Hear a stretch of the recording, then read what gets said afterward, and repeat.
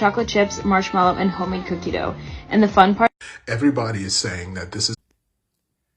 I do not claim to be a smart or clever person, but one thing I'm good at is applied knowledge. I have chosen to document my attempt at making dark chocolate s'mores brownies. For this recipe, I have chosen to go with the Ghirardelli Premium Brownie Mix because sadly that is the only dark chocolate mix I can get around here, and I lack the skills to make my own brownies from scratch. For intents and purposes, I'll be sticking to the recipe as the box states. 1/4 cup water, 1/2 cup vegetable oil, 1 egg. Preheating the oven, most definitely, making sure the baking utensil you use is greased. Use the water, oil, and egg in medium bowl. Now, this is where we're going to deviate, because I feel the darker the chocolate is, often it is the better chocolate. I have also elected to get semi-sweet, extra-large chocolate chips to add to the mix.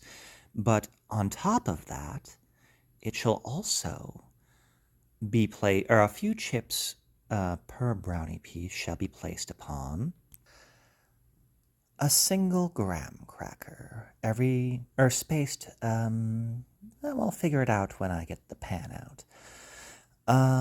And then on top of the chocolate chips that will be on top of the graham cracker, the remainder of these marshmallows I used when I made the cookies in the original video.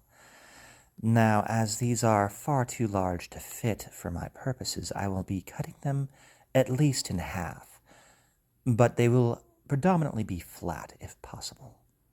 I'll check back in a bit. Welcome back.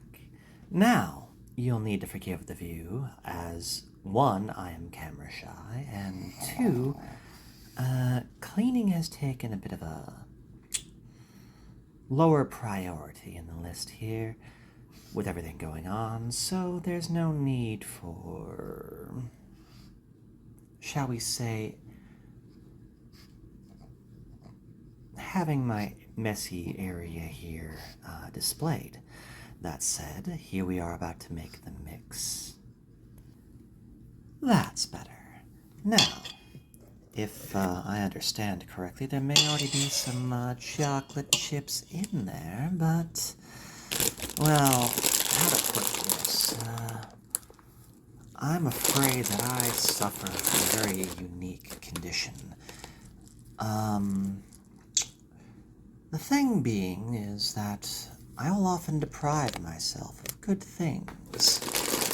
Oftentimes sweets are amongst them, until it becomes so undeniably required that it becomes an obsession.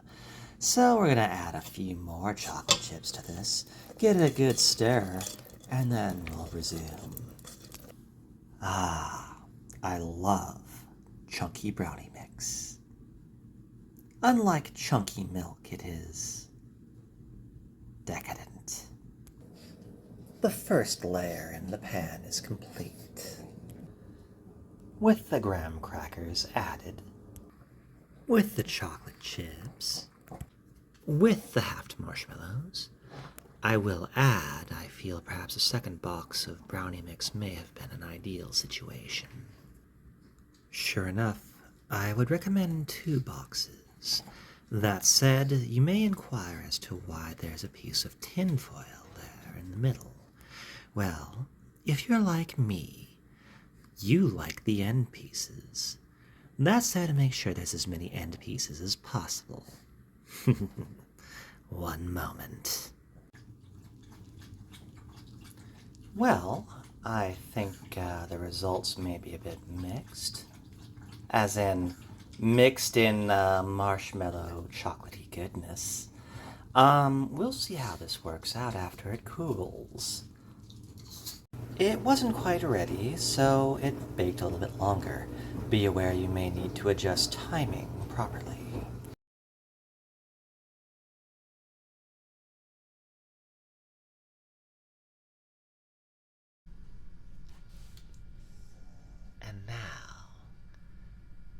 it is time to see the results of this experiment.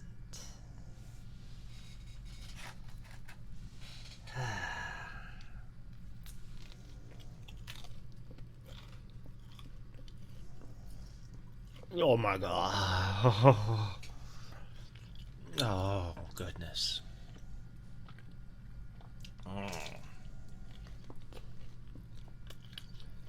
Okay, I know I'm not really much of chewing, so... Oh god. Oh, this is so good. Forgive me, I'm gonna go ahead and cut the recording here because I'm going to enjoy this. Thank you. Please do yourselves a favor, make one of these, please.